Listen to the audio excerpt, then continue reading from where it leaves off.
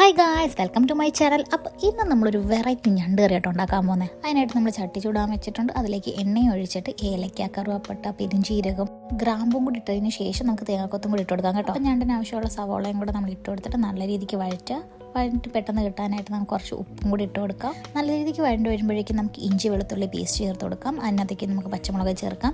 നല്ല രീതിക്ക് വഴണ്ടതിന് ശേഷം നമുക്ക് മസാലപ്പൊടി ഇട്ട് കൊടുക്കാം. ഇപ്പോൾ ഇവിടെ മുളക് പൊടി, മഞ്ഞൾപ്പൊടി, മല്ലിപ്പൊടി, കുറച്ച് ഗരം മസാലയും കൂടി എടുത്ത് നല്ല രീതിക്ക് കുരുമുളക് പൊടിയും കൂടി ഇട്ട് നല്ല രീതിക്ക് വഴറ്റിയെടുത്തതിന് ശേഷം നമുക്ക് തക്കാളിയും കൂടി ഇട്ട് കൊടുക്കാം. തക്കാളി വഴണ്ട് വരുമ്പോഴേക്കും കുറച്ച് വെള്ളം, നമ്മൾ ചൂടുവെള്ളം വെച്ചിട്ടുണ്ട്, വെള്ളം കൂടി ആഡ് ചെയ്ത് നല്ല രീതിക്ക് ഇളക്കി കൊടുത്തതിന് ശേഷം നമുക്ക് നമ്മുടെ ഞണ്ട് ഇട്ട് കൊടുക്കാം കേട്ടോ.